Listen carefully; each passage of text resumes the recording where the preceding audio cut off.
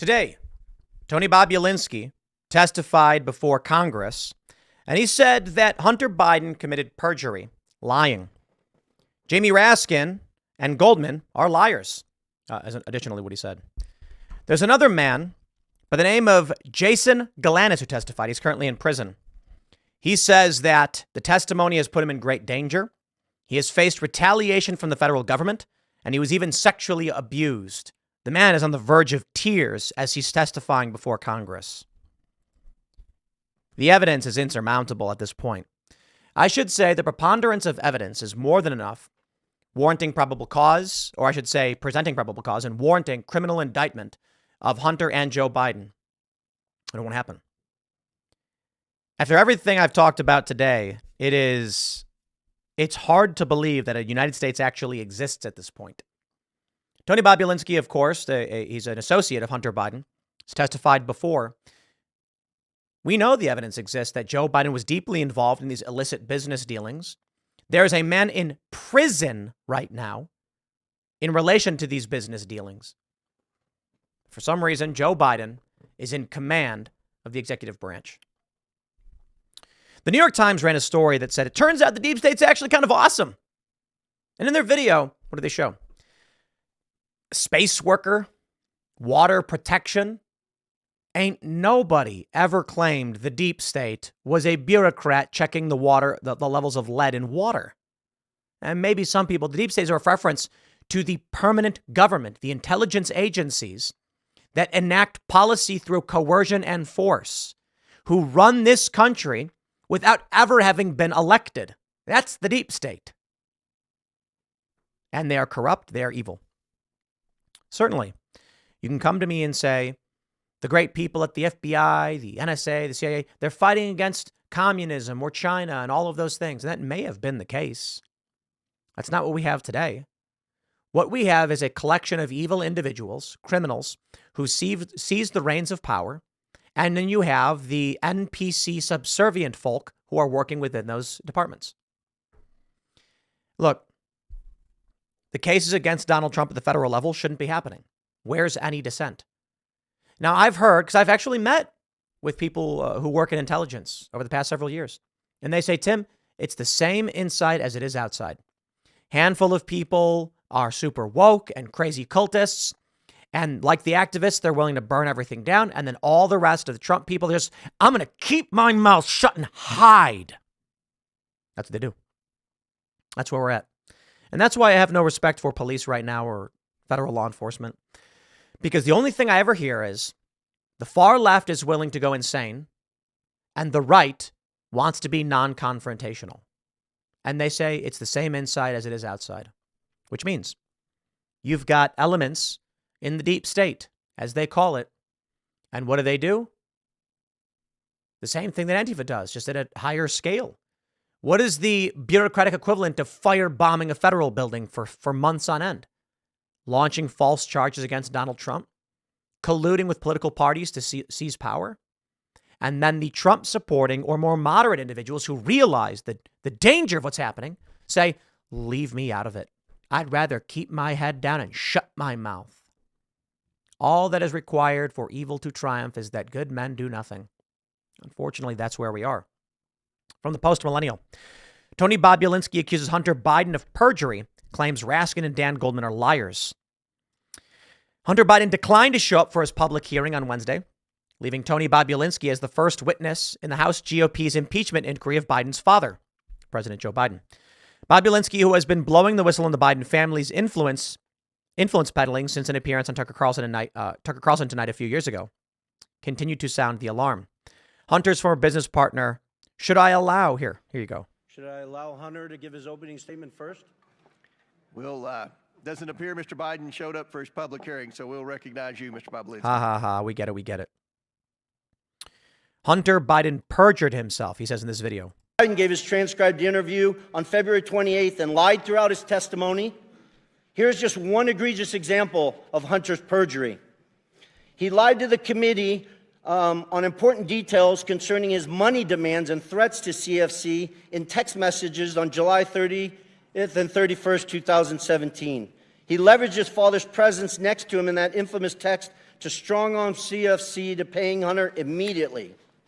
Jim Biden also lied extensively throughout his transcribed interview on February 21st and perjured himself. An example of that, on page 100 of his transcript, Jim is asked specifically, do you recall having a meeting with Hunter Biden, Tony Bobulinski, and Joe Biden? Jim's response, absolutely not. The committee was so shocked by his perjury that they asked him the same question multiple times. Each time he denied meeting with me and Joe Biden. After the committee showed him text messages confirming that I met with Joe Biden, Hunter Biden, and Jim Biden at the Beverly Hilton in May 2017, Jim Biden, with a former U.S. attorney lawyer sitting next to him, still denied that meeting took place. Hunter Biden, in his own transcribed interview, confirmed that that meeting took place. Hunter confirmed his uncle perjured himself in front of this committee. I'm simply here to tell the truth to the American people. Wow. And what's going to happen? Nothing? That's amazing. In his written statement, Bobulinski calls out Reps Jamie Raskin and Dan Goldman, saying they will continue to lie today in this hearing and then go straight to the media to tell more lies. Yeah, Raskin, oh, he's great. He's about 20 minutes away from me. Many of the people who work at Timcast are actually constituents of his, and he's an evil guy. You're presented here today with two narratives in this investigation. A false one being pushed. I'm not going to play that clip. Guys, can I just give a shout out to everybody? Normalize your audio. You can't even hear these clips. So, and don't look at me. If I were to play post millennial, come on, guys. If I were to play this clip, just like for myself, I got to crank the volume all the way up. You guys know what I'm talking about. So there's nothing I can do to crank the audio up on an already normalized podcast. So I'd have to go in and edit it after the fact. As he delivered the testimony, he was disrupted by Jamie Raskin, who said that Bobulinski called members of this committee liars. And I just whether the order and decorum requirements of House Rule 11 apply to witnesses appearing before the committee. Does it apply or does it not? James Comer said the rule does not apply to a witness. Hunter Biden had requested a public hearing, and when it was granted, declined to show up. The House Oversight Committee recommended charges of contempt of Congress, but levied against Hunter Biden, to be levied against Hunter Biden when he previously refused to attend a deposition. In this clip, I'll just play it for you. Hopefully the audio is loud enough. Mr. Bobulinski, was Hunter Biden telling the truth when he testified under oath that his father was never involved in any of his business dealings? No, he was not. Those are all blatant lies. Well, there you go. And then what do we have here? Simon Ateba, subject to sexual abuse in prisons as retaliation for Hunter Biden case. Jason Galanis, a former business associate of Hunter Biden, testifies about Hunter Biden's alleged business dealings.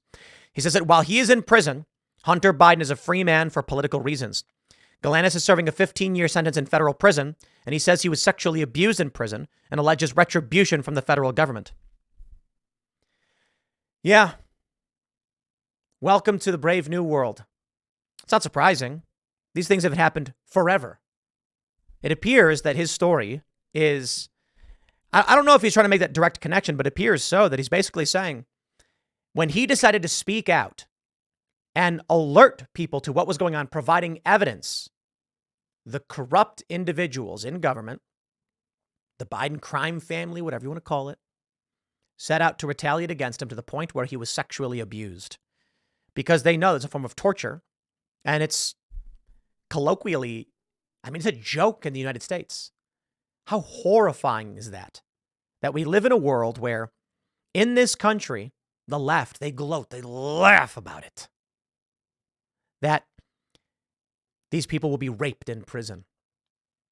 That's torture. That's what communists do. They don't care about Enlightenment values.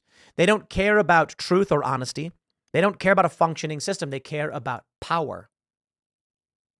Unfortunately, that's what the world we're in. That's it. All that is required for evil to triumph is that good men do nothing. And so here we are. I can't believe we're seeing this testimony already. I think it's fascinating that you have multiple witnesses and even confirmation. They report that Jim Biden's lying, committing perjury, and so is Hunter Biden. And nothing will be done. Look at Fonnie Willis. She's accused of perjury. Nothing will be done because good men do nothing. All I can say is you better hope and pray and beg that people actually get out, register people to vote, knock on doors, and come November, create a red wave that eclipses all other elections and Trump wins. Because otherwise, you don't have a country anymore. Next segment's coming up tonight at 8 p.m. over at youtube.com/TimcastIRL. Thanks for hanging out, and I'll see you all then.